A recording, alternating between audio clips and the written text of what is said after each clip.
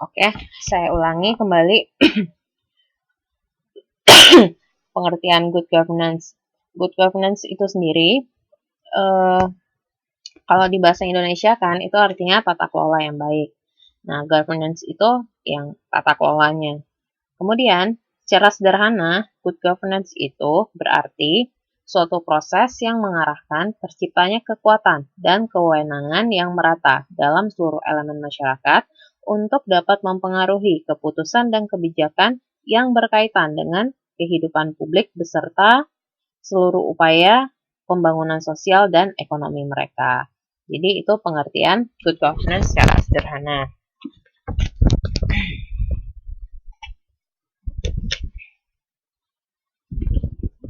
Ini bentar.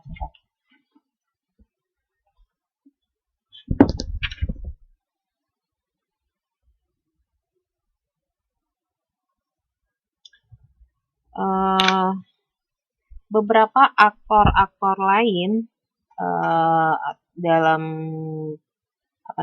beberapa peneliti lain lah gitu. Sorry.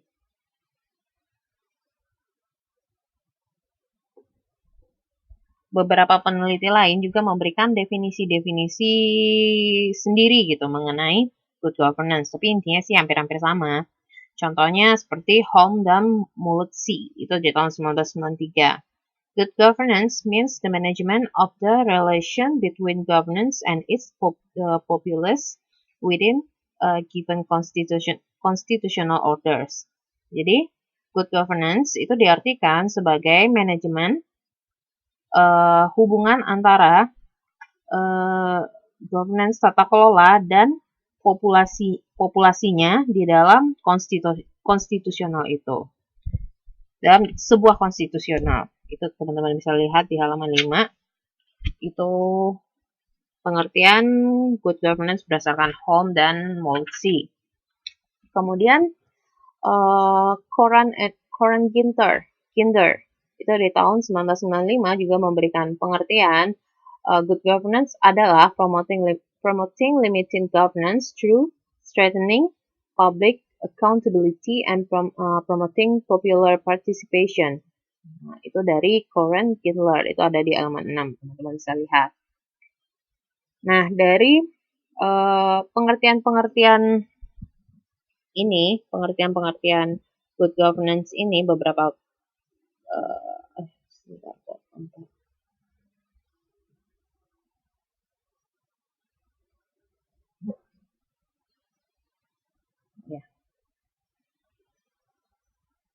Jadi dari beberapa pengertian good governance itu, ada 7 kriteria yang harus dipenuhi untuk dapat membentuk mekanisme yang menghasilkan good governance pada sebuah organisasi. ini good governance secara umum. Kemudian kriterianya itu tuh sebagai berikut. Yang pertama, adanya legitimasi atau dukungan yang kuat dari masyarakat terhadap institusi-institusi publik. Kemudian yang kedua, adanya kebebasan berpendapat. Yang ketiga, adanya keadilan serta kerangka legal berupa kepastian hukum untuk menjamin upaya penegakan keadilan tersebut. Yang keempat, adanya akuntabilitas dan transparansi. Kemudian yang kelima itu tersedia informasi pembangunan yang dapat diakses oleh masyarakat dengan mudah dan bebas. Kemudian yang keenam, terciptanya efektivitas dan efisiensi dalam penyediaan pelayanan umum. Kemudian yang ketujuh, terbentuknya kerjasama yang baik antara pemerintah dan civil society organization. Nah, ini adalah 7 kriteria dalam mewujudkan good governance. Jadi menurut PBB, itu ada 3 aktor utama yang berperan dalam good governance. Yang pertama itu negara atau pemerintah. Yang kedua itu pihak swasta atau para pebisnis. Kemudian yang ketiga adalah masyarakat atau civil society, masyarakat sipil. Nah, ini adalah 3 aktor utama yang berperan dalam good governance. Kemudian menurut Ahmad Syahroza, menurut dia ada 3 ranah atau domain governance yang terkait dan tidak terpisahkan. Yang pertama itu adalah elemen penyelenggara negara. Maksudnya di sini, pemahaman governance di sini itu adalah pemegang otoritas kekuasaan yang diartikan sebagai penggerak ekonomi, pelaksanaan kewenangan politik, dan pengaturan administratif.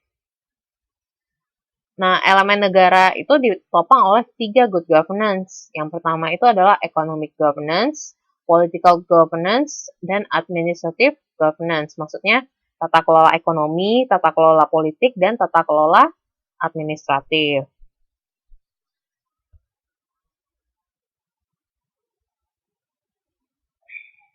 Nah, itu yang dari elemen pemerintah. Kemudian yang kalau yang dari elemen masyarakat, itu masyarakat itu memandang governance sebagai societal governance atau society saja. Jadi di sini si masyarakat itu berperan sebagai memfasilitasi interaksi sosial antara interaksi sosial dan politik, dan yang memobilisasi berbagai kelompok di dalam masyarakat untuk terlibat dalam aktivitas sosial, ekonomi, dan politik. Di samping itu, masyarakat juga punya peran lain, yaitu check and balance terhadap kewenangan kekuasaan pemerintah dan komunitas bisnis. Nah, itu adalah elemen masyarakat dalam good governance. Kemudian elemen yang ketiga itu adalah elemen pelaku bisnis. Nah, seperti yang teman-teman pelajari di modul 8, itu yang mengenai era globalisasi, itu di mana setiap perusahaan itu telah memasuki batas tradisional geografis, dan negara telah menjadi tanggung jawab perusahaan tidak lagi pada penciptaan keuntungan bagi pemilik modal saja, tetapi juga mencakup usaha perusahaan secara adil, memberikan nilai tambah berkesinambungan bagi pemegang saham dan kepentingan para stakeholder-nya. Nah, kalau yang dari elemen di sini, governance itu bisa dipandang dari good corporate governance atau GCG. Ini akan kita pelajari di lebih lanjut di di kegiatan belajar 2 nanti.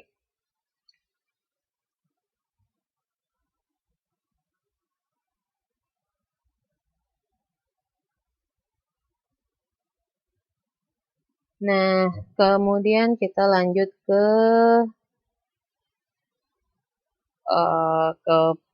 ini, pandangan PBB mengenai elemen good governance.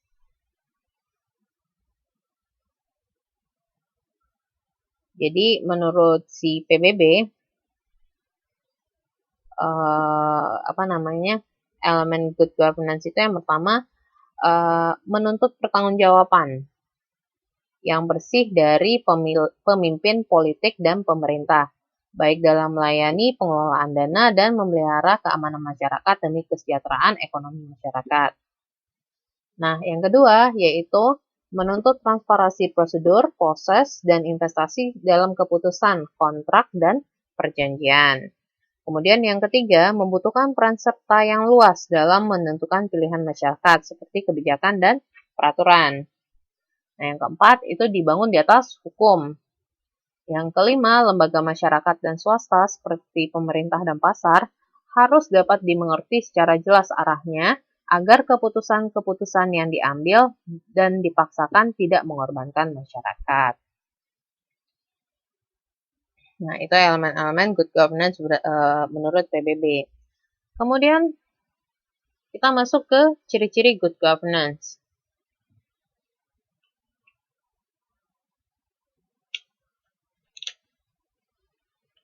Jadi yang pertama itu bisa dibaca di halaman 11. Yang pertama itu adalah penyelenggaraan pemerintah yang harus dapat dipertanggungjawabkan atau accountability public gitu, atau akuntabilitas.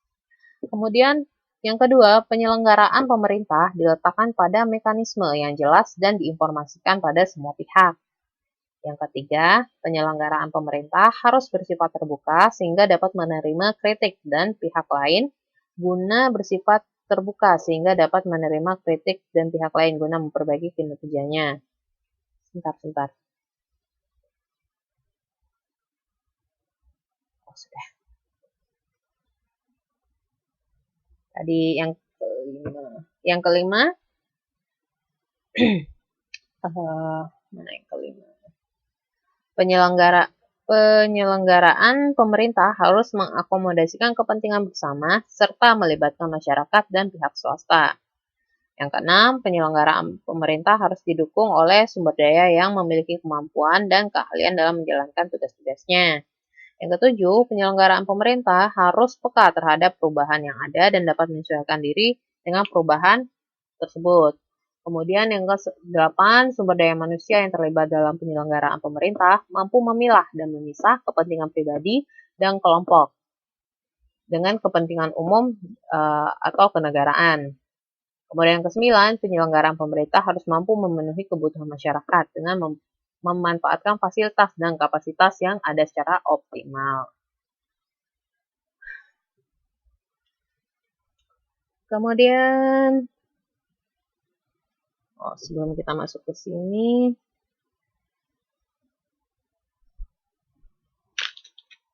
seperti yang ini kalau di buku itu ada mengenai pemberdayaan masyarakat.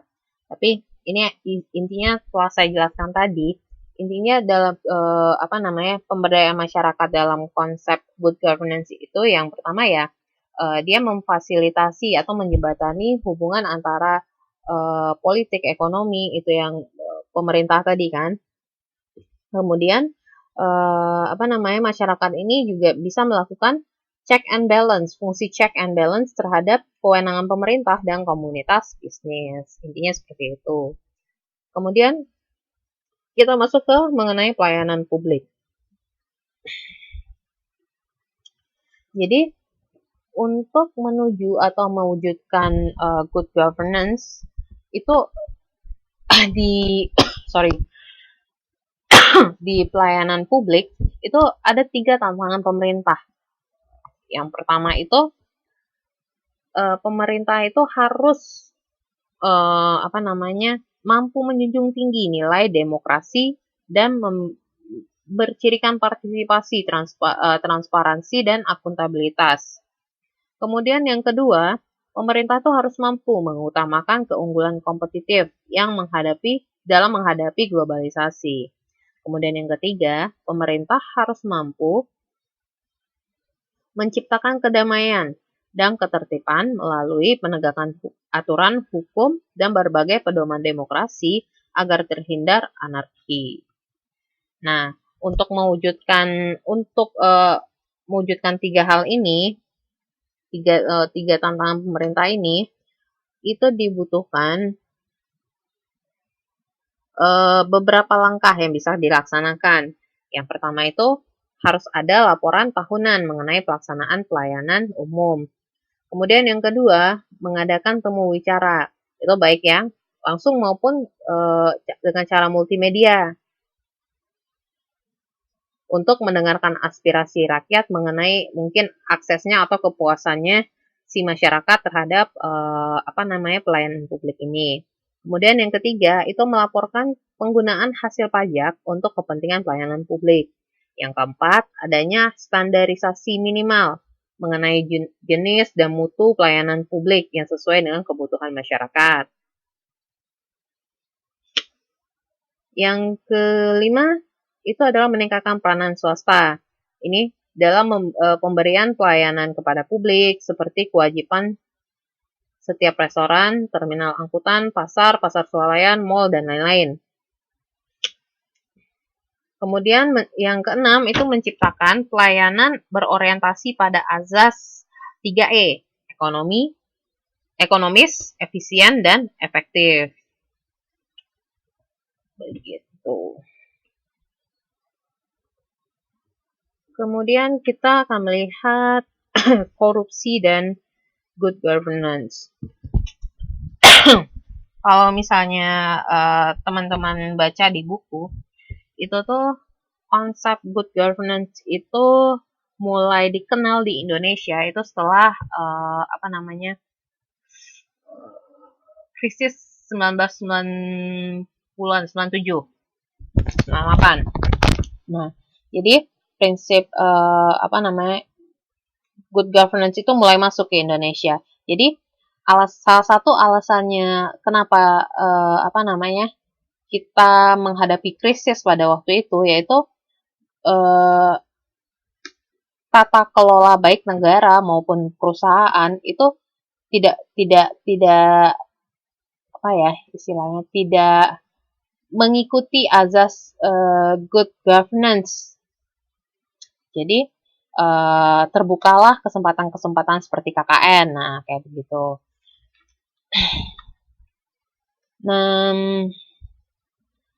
Jadi governance. Sorry, ini ada salah ketik di sini. Ini governance, ini G ya,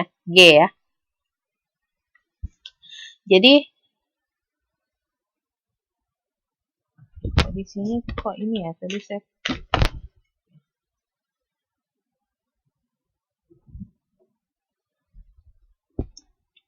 untuk ibarat kata untuk menghindari KKN itu tuh pada KKN di lembaga, baik lembaga masyarakat ataupun di lembaga pemerintahan ataupun perusahaan, itu tidak boleh ada aktor kelembagaan di dalam good governance yang punya kontrol yang bersifat mutlak begitu. Jadi setiap aktor ya walaupun dia punya hak untuk mengontrol, tapi ya dia sendiri pun juga harus ada yang mengontrolnya gitu loh. Dengan kata lain, di dalam good governance, hubungan antara berbagai kelembagaan dalam berbagai jenjang tersebut harus dilandasi prinsip-prinsip transparansi, akuntabilitas publik, dan partisipasi, yaitu suatu persyarat kondisional yang dibutuhkan dalam proses pengambilan keberhasilan pelaksanaan kebijaksanaan publik. Jadi, karakteristik yang syarat tumbuhnya good governance itu, yang pertama itu adalah transparansi, kemudian akuntabilitas, dapat diprediksi, maksudnya kepastiannya, atau predictability, kemudian partisipasi atau participation. Begitu.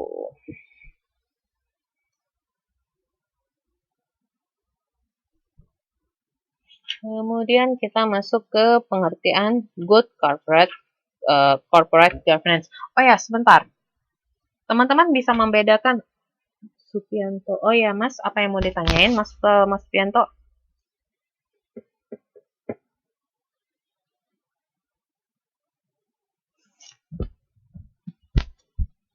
Mas Supianto katanya mau nanya. Sebelum saya lanjut ke kegiatan belajar 2.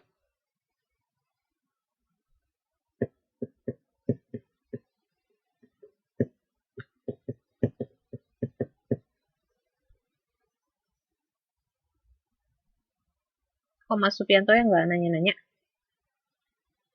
Oh, oke. Kalau nanti udah keketik, oh ya, apakah sudah cocok GCG yang diterapkan di Indonesia? Oke, itu nanti kita bakal belajar di ini kegiatan belajar 2. Sebentar ya, sabar ya. Sebentar, saya mau nanya sama teman-teman. Teman-teman bisa membedakan kan ya, governance sama government? Itu dua konsep yang berbeda dan terkadang orang sangat mudah terkecoh gitu kan. Oh, governance sama government itu sama. Oke. Ya, government itu pemerintah, governance itu yang tata kelolanya. Oke. Sip. Kita lanjut. Kita masuk ke good corporate governance. Nah, kalau yang tadi kalau di kegiatan belajar 1, kita lebih fokusnya kepada good governance secara umum. Nah, kalau yang di kegiatan belajar 2, kita akan lebih fokus ke good corporate governance atau tata kelola perusahaan yang baik gitu. Jadi apa itu good corporate governance? Itu adalah suatu proses atau struktur yang digunakan untuk meningkatkan keberhasilan usaha dan akuntabilitas guna meningkatkan nilai perusahaan dalam jangka panjang dan memperhatikan kepentingan stakeholder berdasarkan peraturan perundang-undangan, moral, dan etika.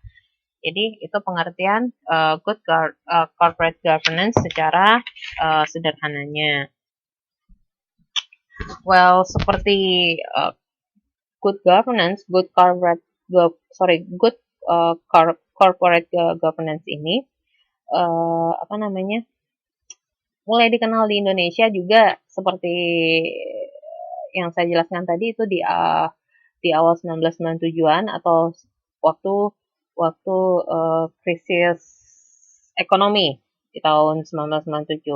Jadi pada tahun 1990-an itu kita kan mengalami krisis. Jadi pihak pemerintah Indonesia membutuhkan bantuan dana. Jadi salah satu pihak yang mau memberikan bantuan dana yaitu adalah IMF. Tapi dari pihak IMF itu sendiri meminta persyaratan kalau Indonesia itu bisa diberikan bantuan dana kalau Indonesia itu bisa diberikan bantuan dana apabila Indonesia ini menerapkan good corporate governance terhadap perusahaan-perusahaan yang ada di Indonesia. Jadi ini adalah salah satu bunyi persyaratan IMF terhadap Indonesia. Begitu.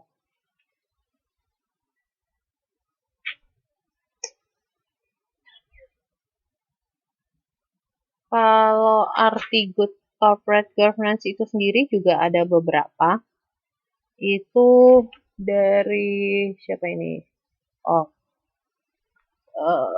Shakora di tahun 2002. Beliau mendefinisikan corporate governance itu adalah suatu sistem yang dipakai board.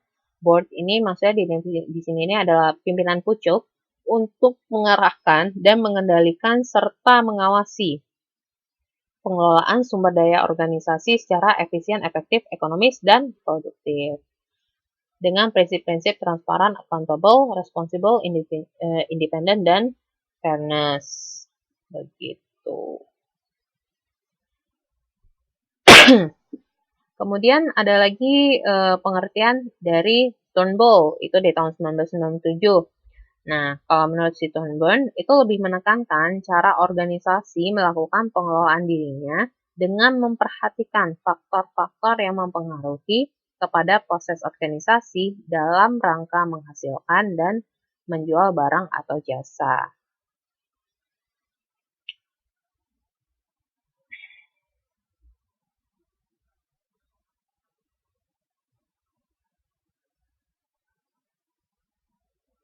Nah, dari beberapa definisi-definisi tersebut, itu dapat diambil kesimpulan bahwa good corporate governance adalah yang pertama, keberhasilan staf dan pemimpin mengelola berbagai sumber daya organisasi yang mampu mendukung dan mendorong mengembangkan perusahaan dan risiko secara lebih efektif, efisien.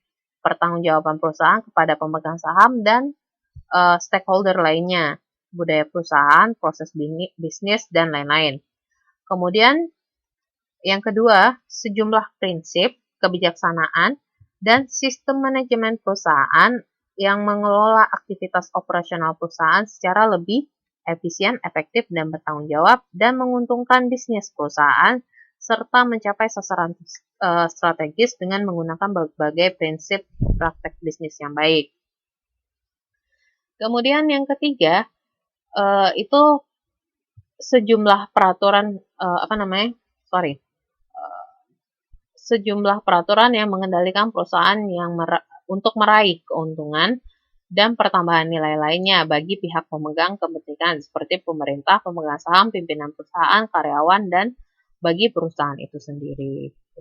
Tuh.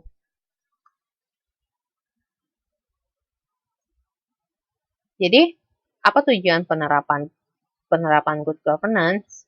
Yang pertama itu dapat memaksimalkan aktivitas untuk mempercepat tercapainya visi, misi, dan tujuan dan sasaran yang diterapkan perusahaan. Kemudian yang kedua, itu mengoptimalkan nilai perusahaan dalam kurun waktu yang panjang dengan cara meningkatkan penerapan prinsip transparansi, akuntabilitas, dapat dipercaya, bertanggung jawab, adil, dengan harapan mampu bersaing dengan secara nasional maupun internasional. Kemudian yang ketiga, memaksimalkan pengelolaan perusahaan secara profesional, tertib aturan, transparan, efisien, serta memperdayakan fungsi dan meningkatkan kemandirian. Yang keempat, mengoptimalkan pengelolaan risiko sumber daya perusahaan ke arah yang lebih produktif. Yang kelima, meningkatkan nilai investasi perusahaan. Yang keenam, itu membudayakan setiap pimpinan membuat dan melaksanakan keputusan berdasarkan pada nilai-nilai moral yang tinggi dan peraturan perundang-undangan yang berlaku. Kemudian yang ketujuh, meningkatkan kontribusi dan peranan perusahaan dalam perekonomian nasional. Itu tujuan penerapan good governance. Kemudian kita masuk ke struktur governance dan mekanisme governance. Jadi, untuk memahami good corporate governance atau GCG, teman-teman juga perlu memahami konsep governance structure dan governance mechanism. Apa itu governance structure? Nah, governance structure itu membicarakan struktur hubungan pertanggungjawaban dari struktur hubungan pertanggungjawaban dan peran bagian-bagian perseroan seperti pemegang saham, komisaris, dan direksi. Nah, kemudian apa pula itu yang governance process? Nah, governance process itu membahas mekanisme kerja dan interaksi aktual antara bagian perseroan tersebut. Nah, itu yang struktur governance dan mekanisme governance. Kemudian kita masuk ke landasan hukum GCG ini sebentar saya baca ini di Indonesia yang ini. Nah, itu bisa teman-teman baca di halaman 27. Yang pertama itu ketetapan MPR nomor sekian gitu kan, tentang penyelenggaraan negara bersih, bebas korupsi, kolusi, dan nepotisme. Kemudian yang kedua itu Undang-Undang nomor 31 tahun 1999, itu tentang pemberantasan tindakan pidana korupsi. Diubah dengan Undang-Undang nomor 20 tahun 2001. Kemudian Undang-Undang RI nomor 1 tahun 1995 tentang perseroan terbatas. Kemudian yang keempat itu Undang-Undang RI nomor 19 tentang BUMN. Kemudian yang kelima Surat Keputusan Menek BUMN nomor sekian tentang pembentukan komite audit. Kemudian yang keenam Surat Keputusan Menek BUMN nomor sekian tentang penerapan praktek good corporate governance pada BUMN. Yang ketujuh itu keputusan Menteri Negara atau Kepala Badan Penanaman Modal dan Pembinaan Badan Usaha Milik Negara. Itu ada di nomor sekian, itu ada pada tanggal 31 Mei tahun 2000 tentang pengembangan praktek GCG dalam perusahaan perseroan. Kemudian yang ke-8 ada Surat Edaran Menteri PBUMN, itu nomor sekian, itu mengenai kebijakan penerapan GCG yang baik di semua BUMN. Jadi, ada 8 landasan hukum good corporate governance di Indonesia. Itu sekali lagi bisa teman-teman baca di halaman 27 dan 28. Oke, kita lanjut ke prinsip-prinsip good corporate governance. Klik, klik, klik.